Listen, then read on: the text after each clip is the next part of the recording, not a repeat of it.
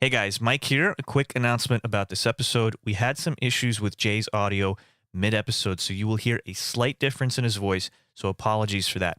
Anyway, Jay is quite a character. This one is fun, so enjoy.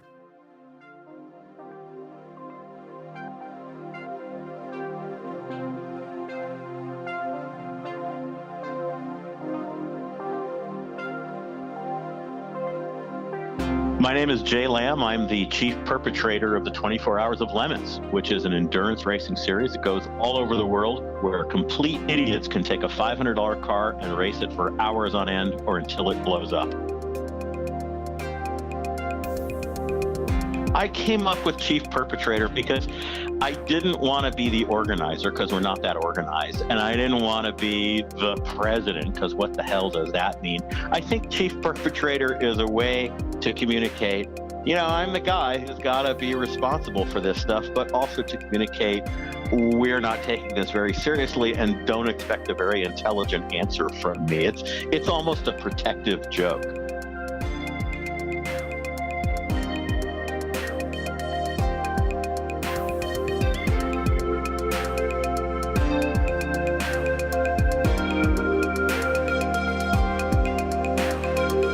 Funny that you say that because you are a graduate of an Ivy League school. Yeah, well, that's on the subject of protective jokes. Yeah.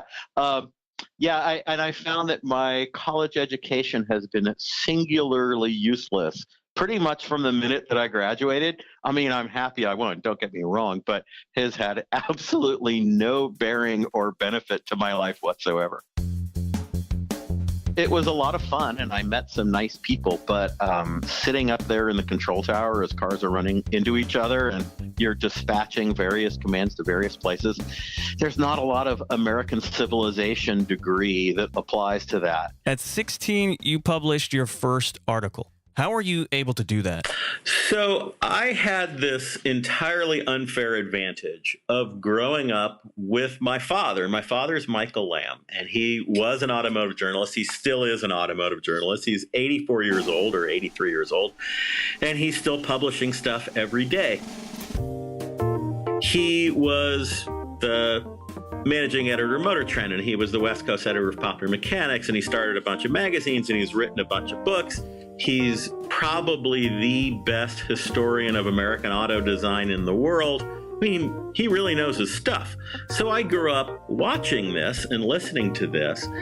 And, when I was 14 years old, I was sitting at the family dinner table with Paul Leinert, who was the editor of Auto Week. Well, most 14-year-olds don't have that advantage. I mean, not only do you not even know that there's such a thing as an automotive journalist, that's a thing you can even want to be, but even if you knew that, how in the world would you make those connections? So I had that entirely unfair advantage, and I think I must have said to Paul, hey, I want to write for you sometime.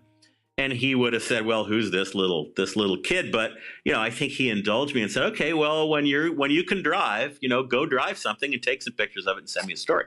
So I did that. It didn't occur to me that was a weird thing until much later. And when I turned 16, it seemed to me my choices were simple. I could go get a job at A&W after school, or I could make 5 times that amount writing an article about Elvis Presley's Maserati Ghibli. So I just did the latter, and I kind of have never had a real job since then.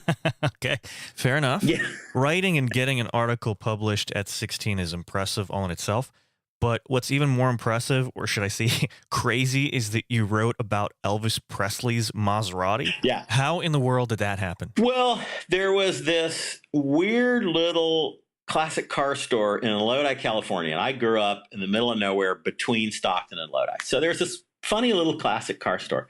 And they uniformly had crap. I mean, they had the rustiest Camaro with an E kind of car. But one day when I was, I think I just turned 16, I would go there all the time just to look at what they had. And one day what they had was this metal flake blue over white velour Maserati Ghibli with chrome push bumpers on it and a couple other weird things. I don't remember what else was on it. And I said to the guy who was used to me showing up, I said, what the hell is this? And he told me this story. He said, well, that's Elvis Presley's Maserati Ghibli. And Elvis owned it for a while, and he couldn't make it run, and it passed to these other guys. Well, I didn't believe him, but I did a little bit of calling around, and that turned out to be true. So since I had already said to Paul Leinart, hey, you should publish a story and give me a lot of money, even though I don't have a driver's license yet, I said, well, this is a perfect car. And so I called Paul up, or maybe I wrote him a letter, with a 12-cent stamp. And I said, hey, I want to do this thing. And he said, yeah, fine, go ahead, send it to me. If I don't like it, you're not going to get anything. And if I like it, I'll run it. And sure enough, he ran it. He ran it as a one-page piece. I think I made $250, which in 1979, I don't know, 1981. That's a lot of money. Yeah, it was a hell of a lot of money. And my poor brother, Charlie, was working at Taco Bell at this time. And I think he made $180 in a month after school, basically deep frying his hand. So I sold this article to Paul Leinart, and I said, man, that's great money. Why would I ever get a real job? I'm going to keep doing this. So I was a freelance all the way through high school and all the way through college, or through the first half of college. I flamed out of UC Santa Cruz as a young person, which is hard to do. Let me tell you, you really got to try hard. To flunk out of UC Santa Cruz is an accomplishment. And a couple of years later, I went back and I went to Brown for a couple of years, and I finished there. All the way through all of that, I was supporting myself as a freelance, and I wrote for all the big car magazines and a lot of the little ones, and I published a bunch of car books and things like that. It was just a much more congenial and fun way to make a living than what all of my friends were doing. But when I got out of school the second time, when I actually graduated, my whole intention was not to go back into writing about cars. I'd done it. It was fun. I think I had been pretty successful, but I didn't want to spend the rest of my life doing that, mostly because my dad did it, was still doing it. He was very successful, and I didn't want to go through my life being Michael Lamb's son. Not that there's anything wrong with Michael Lamm, but, I wanted to kind of find my own way. And when I graduated from my second college adventure, I was 23 or something like that.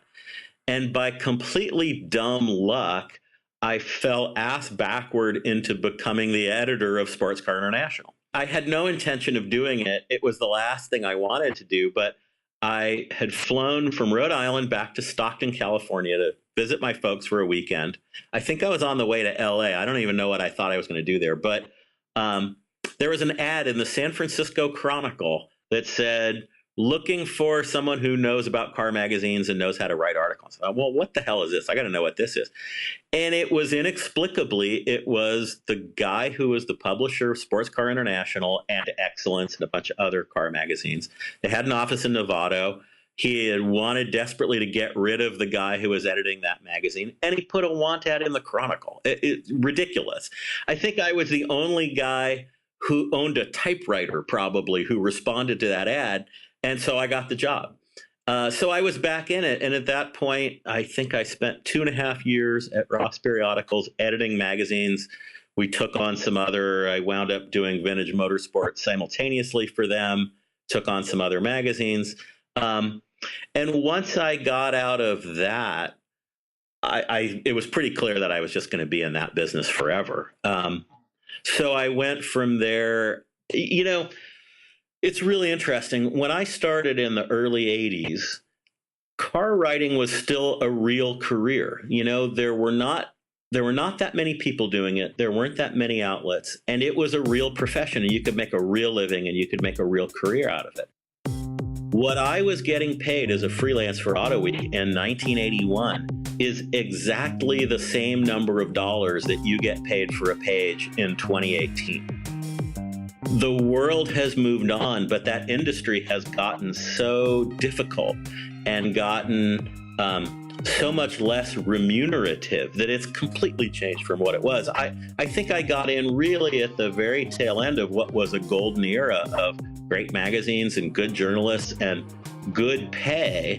Well, that's really not the way that it looks now. So that's a roundabout way of saying, when I got out of Sports Car International and when I left Ross Periodicals, I knew that going back to freelancing, it just had become not a viable way to make a living anymore. I mean, you could maybe do it, but it wasn't going to be the career that I was going to spend a whole lot of my time pursuing. There wasn't any money in it. There wasn't really any future in it.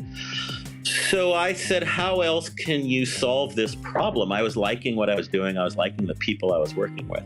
So I came up with this idea that in retrospect was kind of half-baked. I said, all of these car companies that have owners magazines, all of these car clubs that have magazines, none of those organizations want to be in the publishing business. They're doing it because they have to do it. They're not doing it because they want to do it or they know how to run an editorial staff. I said, why don't I start a business that produces those magazines for outside clients so that they don't have to have their own editor, they don't have to have their own editorial meetings, all that kind of stuff. It was actually a pretty brilliant idea, and it would have been a great business 15 or 20 years earlier. But by the time I really got that going, of course, the internet was giving all of these clients a much better alternative. I mean, they could hire me to keep solving the problem this old-fashioned and expensive way, or they could just say, hell, we don't need a stupid magazine to go to every Chevrolet owner. We can just have a website. So I got in really at a pretty grim point of that business as well. It was better than being a freelance, and it was better than being an in-house editor, but it still wasn't going to be a really successful business.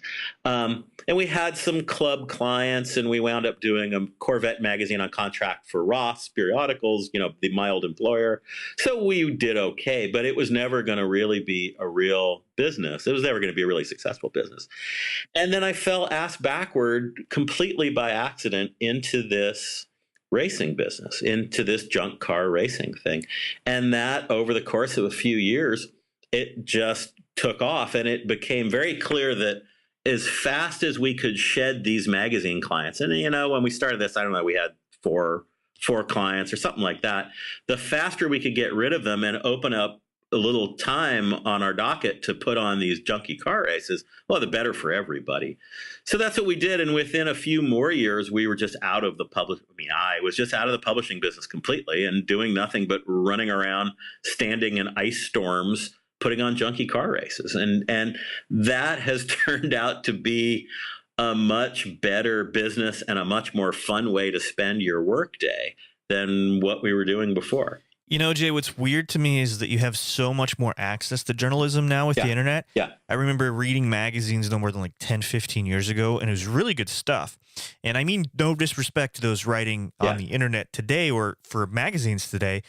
Things just feel like they're a little bit more on repeat. Yeah. It's like everyone is writing about the same thing, and it's just slightly different with tweaks here and there. What do you think happened? Yeah, well, no, and it never fails to amaze me that somebody decides Camaro versus Mustang is a story that we need to hear again. And they decide that about every 8 weeks. To answer your question, I don't think I have a definitive answer, but I have a lot of theories, Sure. As is sort of the story of my life. One theory, I think there are a lot of factors that go into it. One factor is the guys who are writing about cars, who are journalists who want to write about cars, and they want to make a living at it, they are competing with people who will do it for free. And while the people who will do it for free, they may or may not be as good, from the publisher's point of view, they're good enough. It is a business like any other business where what you bring in has got to be bigger than what you put out. Sure. And when what you are putting out for your content is zero, you can bring in a lot less and you can still be in the black. Whereas if you had to pay a lot of money for excellent material, you might wind up in the red. It's pretty easy math for an entrepreneur. It just isn't very good math for the readers, and it's not very good math for the writers. So that's one problem. Another thing, when I started, the process had already gotten very much underway of magazines no longer being even remotely supported by their readers and being entirely supported by their advertisers. And when you have a business where the purported user and the actual funder are two different parties, when they're not the same party, you are setting up a recipe for disaster. When both of those parties, when their interests are aligned, there's no problem whatsoever. When their interests are in conflict, which really happens a lot, particularly back in the 70s and the 80s when this was really becoming the business model, and an exclusively advertiser-driven model was taking hold in the car magazine business, that became a real problem because in the 70s and 80s, you also had a lot of really terrible cars. You don't have that many anymore, and so maybe it doesn't matter the state of journalism as much. But boy, in the 70s and 80s, you had some spectacularly awful cars, and in fact, I've made a living off of them with this lemons business. But so you were setting up a situation where financially, you could not make Chevrolet terribly angry when you were in the car business. But as far as the customer was concerned, boy, he didn't want to read about how great the Chevy Citation was. What he wanted to read and what he needed to read was how fucking terrible it was. Can I say that on your show? Whatever you want to say, you say. Okay. So you really saw in that period, this was not new in the 70s. Certainly advertisers and the conflict between what the reader needed and what the advertiser needed, that goes back to the beginning of all magazines and all professional journalism.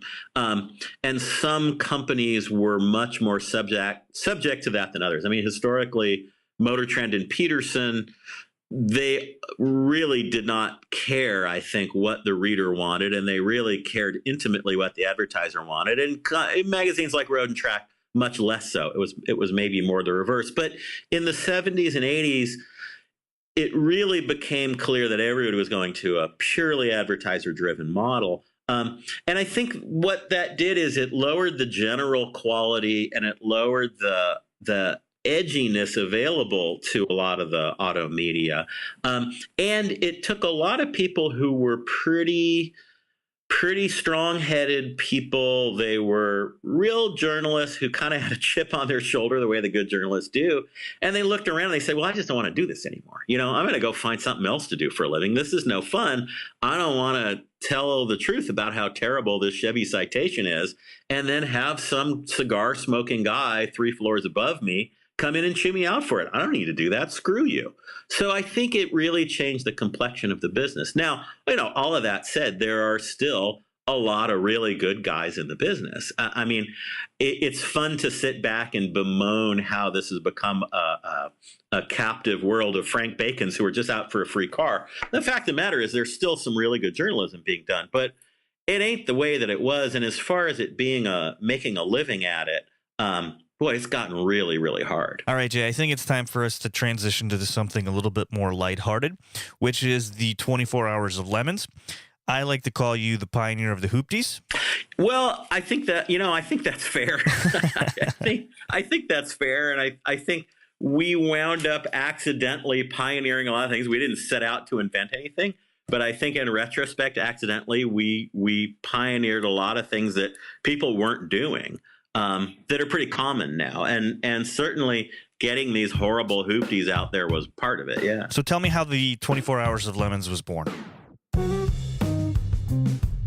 How it came about was I had been doing a lot of very expensive vintage rallying with various organizations, Rich and Gene Taylor and Martin Swig was doing the California Millie, and I was doing the California Millie with Martin for years and years and years. And that, at the time, that was a $5,000 5-night vintage event. It was a pretty spendy activity, and you would get Bristols and Ferraris and Gullwings and then that kind of thing coming on these events.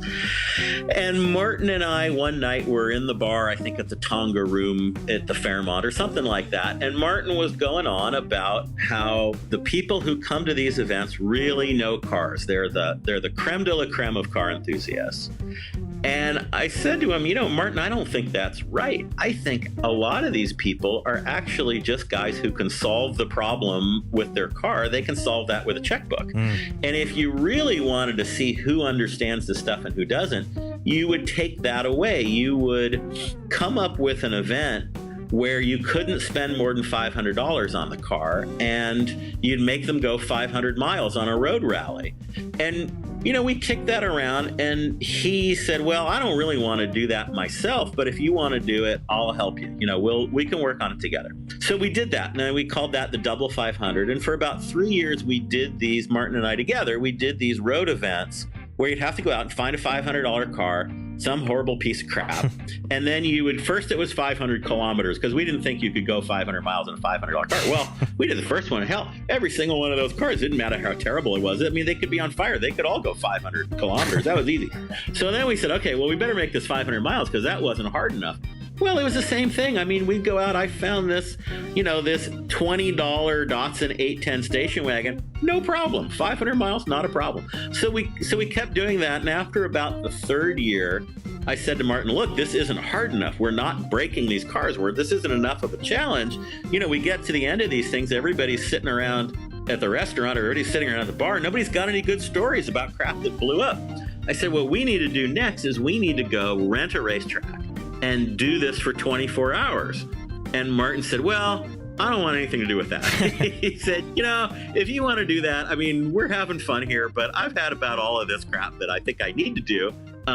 You ought to go do that. And if you need my advice, just ask me. I'll tell you what I think, but I don't want to really do that. You should go do that. So that's what happened. And it started out, I mean, we kicked that idea around for about a year, he and I. And every time we'd get together, I'd raise it and he'd shoot me down. And finally, I think we were at lunch one day and the name came to me, 24 Hours of Lemons. Ha ha, isn't that funny? And I think with that really made the whole thing click. And what he said to me was, that name is funny enough. You just better go goddamn do this. Like stop talking about it. You're an entrepreneurial guy. You've started these other things. Just go do this. Like, why are you waiting? So I did. And the idea was going to be Martin, a couple other guys, Dennis Berkheimer, Eric Zausner, Bruce Campbell, it's people who were sitting around the table right then. There was probably a dozen of us, and we were going to go I was going to go rent this crappy little racetrack called Altamont out in California. And we'd all show up with these $500 cars, and within a half an hour, they'd all blow up. And then we'd be done, and we, could go have a barbecue or something like that. Well, it didn't work out that way, obviously. What happened is because I was in the car business, once I got the details worked out, I started calling my other buddies who were in the car magazine business. They all said, oh, yeah, that sounds like fun. We'll show up. And we did that event. I think there were 32 cars in the end. And a bunch of those guys, because all my friends were car magazine guys, they went out and wrote about it. And as soon as those articles came out, people started calling me and emailing me and saying, we want to do this too. So it just by accident became a thing that people wanted to do. And there were enough people saying they wanted to do it that I felt, okay, I'm going to do another one. I won't lose my ass. And then I'm going to do another one. I won't lose my ass. And it just grew. It grew organically out of that. And if you had said to me before any of this started, said, hey, I got this great idea. We're going to take people, some of whom have absolutely no experience on a racetrack at all, and we're going to put them in absolutely terrible cars, and we're going to tell them that they got to go around for 24 hours. I would have said that's the stupidest thing I've ever heard. That is absolutely the most moronic idea in the world. I would never have thought, if you had just asked in the abstract, I would never have thought there was anything to this. So it goes to show you that I'm a lot luckier than I am smart, because from the outside, it was just a completely preposterous idea. And if you had said to me then, even after the first one, if you said, well, you know what, in 12 years, you're still going to be doing this, and it will be bigger year after year after year, and you'll have them in Australia and New Zealand, and you'll have car shows, and you'll have rallies, I would have said, again, you're smoking crack. That's utterly preposterous. Of all the things that could happen, that is the one thing that is not going to happen. So, what do you know? So my day job involves risk and calculating risk. Did it ever cross your mind that you are about to put a ton of people onto a racetrack with cars that are death traps? Did that ever cross my mind? Only every single second of every day of the last 12 years. Other than that, no. And when we started this thing, we started incredibly slowly, and I mean that in the literal sense with what we're talking about now. We had hay bale chicanes everywhere. We had super aggressive rules about passing, and because my assumption going into it, and I think this was an entirely logical and rational and obvious assumption, my assumption going into it is racing in America is the way that it is because statistically or anecdotally or however it came to pass, the organizations that are doing it now understand the risks, understand how you keep people from hurting themselves, and all of their structures are based around that knowledge. And what I found, and I was very, very reluctant for many years to accept that might not be the case.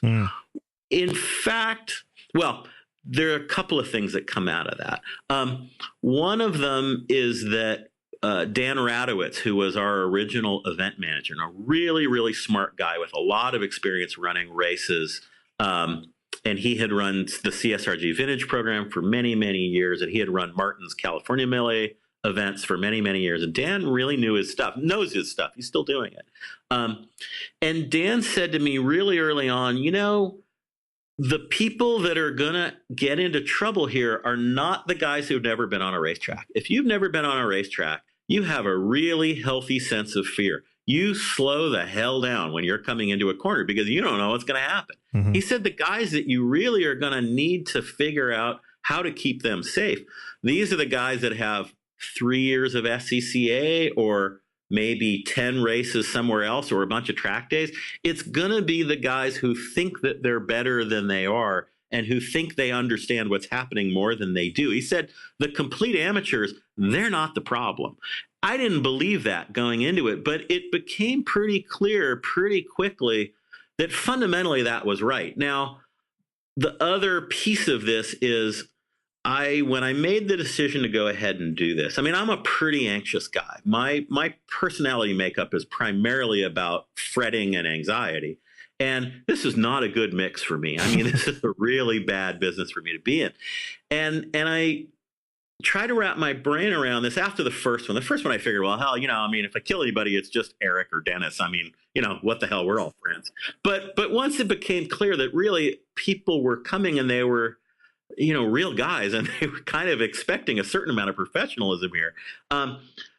The deal that I wound up making with myself to let myself go forward and try to explore this business was really simple. It was, okay, I'm going to do this, but within the context of amateur auto racing, I am going to make this absolutely as safe as it can possibly be. And if that means that I have half as many people coming or a third as many people as I would if I just made it, Friday night pumpkin smash, come and show up in your t-shirt, well, that's fine, because I got to be able to sleep at 2 a.m. And I don't want to do this if every night I'm going to be up with heartburn worrying about the thing. I just don't need that on my conscience. So that was kind of the way that I let myself explore this a little bit more. And that meant stepping back from the way that we did the first race, which was to assume that the guy we rented the track from was not an idiot. And when he said, do this, that's safe, don't do that, that isn't safe, we just believed him. We just assumed like, okay, well, we don't need to worry about the safety stuff because this guy is an expert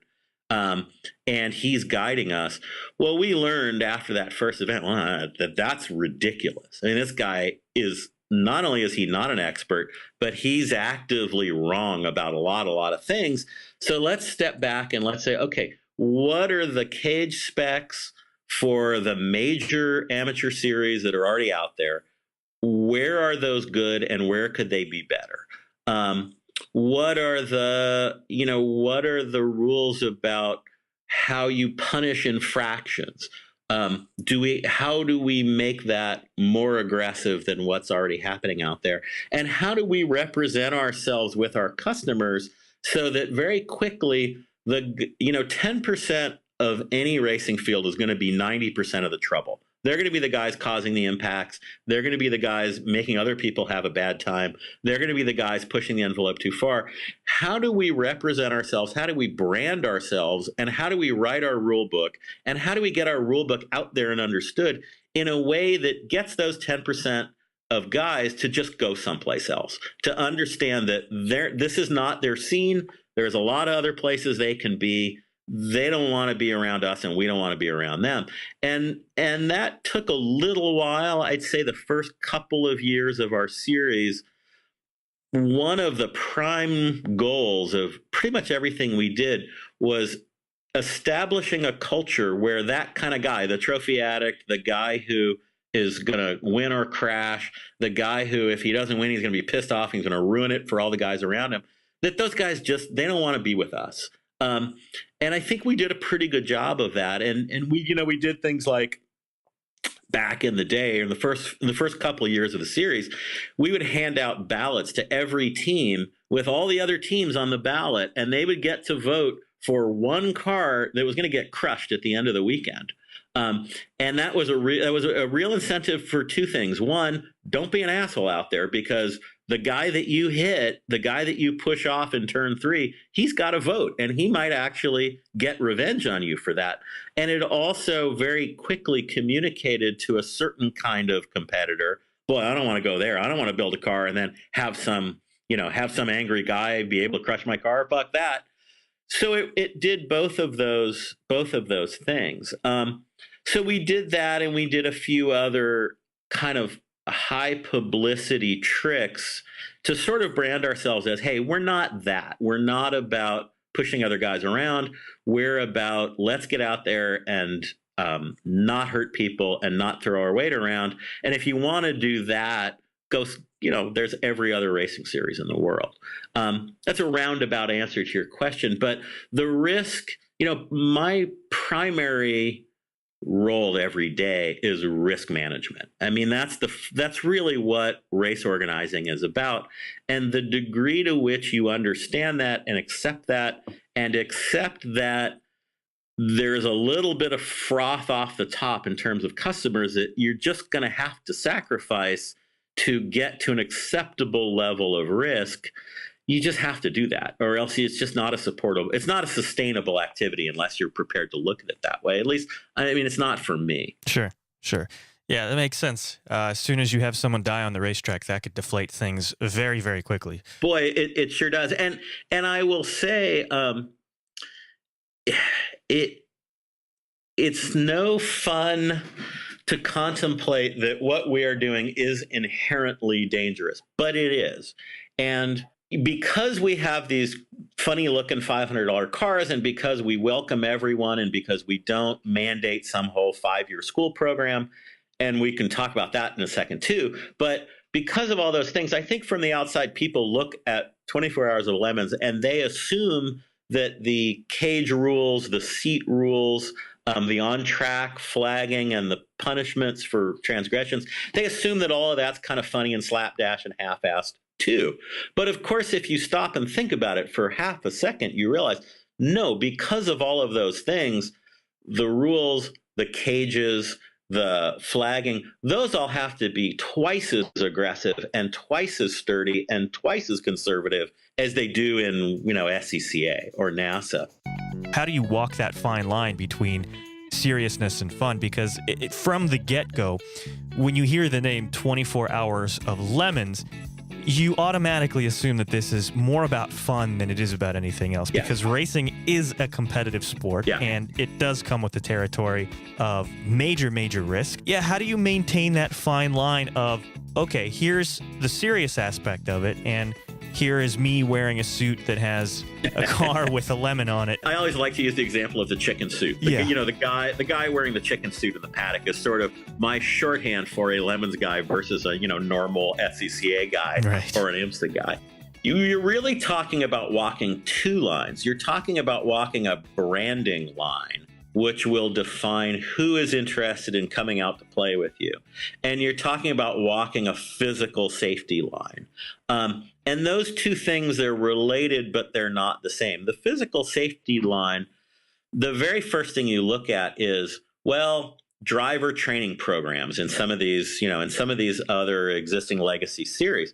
Well, what's the statistical basis? You put a guy into a learner program, an SCCA rookie program, let's say. What's the statistical basis to show that he's better or worse for having gone through that? And the answer is there isn't one.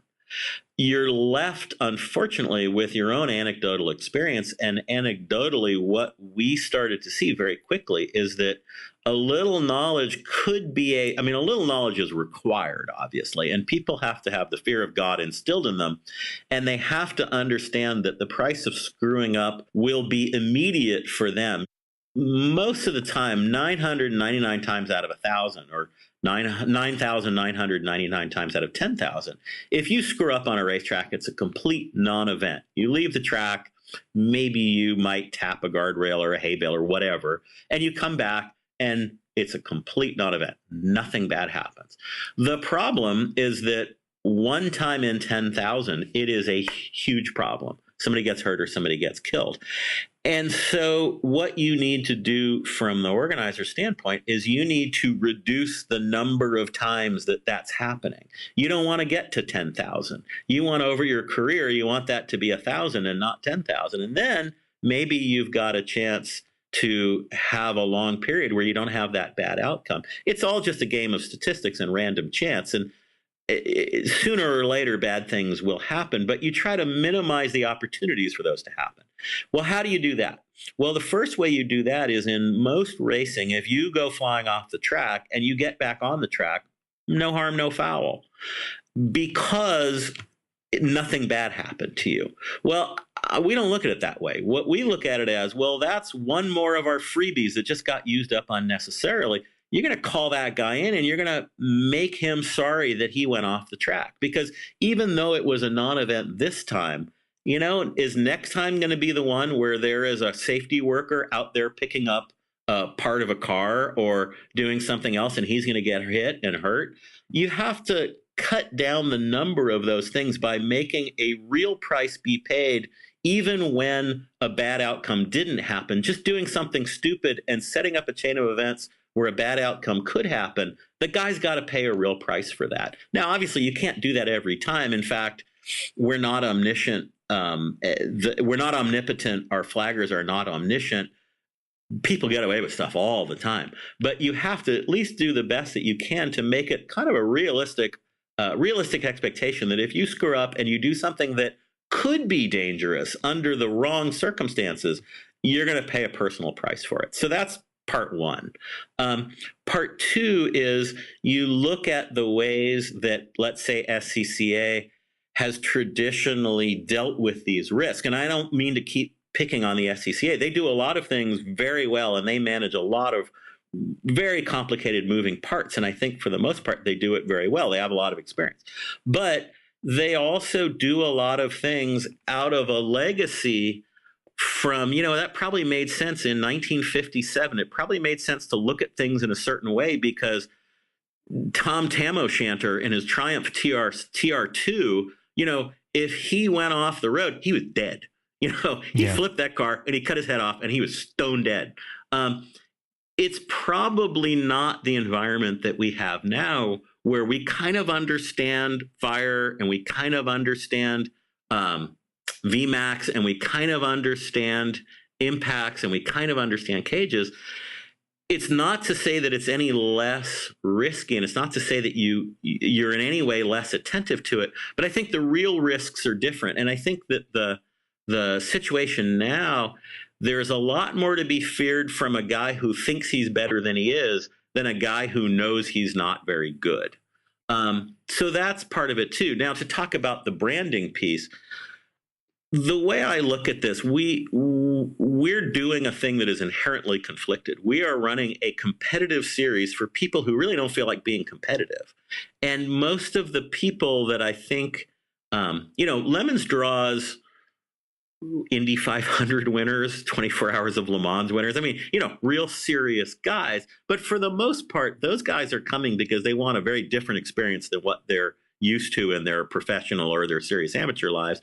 And the core Lemons guy, or at least the way that we want this to be understood out there in the world, is if you're a person who doesn't come to an SCCA race because SCCA guys do, the kind of guy who goes everywhere 7 days a week in his Sparco driving shoes and who always has a theory as to why it was your fault when he drove off the track, I think 99 car fans out of 100, they never got on a racetrack because they didn't want to have to deal with that guy. Sure. They Yeah. didn't want to talk to him. They didn't want to get into a fight with him. They didn't want to get attitude from him. And so what we try to do is, A, we try to make sure that those guys don't come, or if they do come, they don't come back. And B, the guys with no sense of humor and who are really just there to whip out their schwants and try to put a tape measure on it. And B, we try to make these guys who have dreamed about it but haven't wanted to face that competitive bad attitude juju, we try to make them feel like, hey, you're going to come, you're not going to win, and that's totally fine. It's okay to show up and fail. That's all right. We give permission to fail. And a lot of the chicken suits and, the cars in costume, all of that stuff, it's really just about, on a psychological level, it's about giving people a little plausible deniability. Everybody shows up and in the back of their mind, they have this fantasy, oh man, I'm going to dominate. This is going to be great. But when they don't, and in a 200 car race, 199 cars don't win. When they don't, it's a lot easier to say, well, of course I didn't win. I was wearing a chicken suit and I was driving a car that looked like a birthday cake. That's a lot easier than when your workmates on Monday say, well, how did it go? You say, well, it was 180th out of 200. That's hard. If you say, man, it was really fun. The car blew up after 20 laps, but, we were in our chicken suits and we barbecued and we had a good time with the next guys. And we got to work on the car and we got it back out at the very end and we made 5 more laps and we took the checkered flag. Well, that's just a lot better. And so I think as a branding proposition, we just try to make people understand that you don't have to win and you don't have to be next to that clown with the Sparko shoes and the bad attitude. It's actually just really fun. You can just show up and you can play with your car and you can fix it in ways that your father would never have approved of because it's just a $500 car. You can't make it worse. You can go ahead and do those things and really have that experience of getting on a racetrack and racing wheel to wheel in a way that is not intimidating and unpleasant and scary and all those other things that have kept them from doing it before. Big thanks to Jay Lamm for allowing me the opportunity to interview him. If you liked what you heard about 24 Hours of Lemons, check out their website, 24hoursoflemons.com. There you will find information on how to register for a Lemons race near you. And if you're not yet convinced, check them out on Instagram at 24 Hours of Lemons. It's hilarious.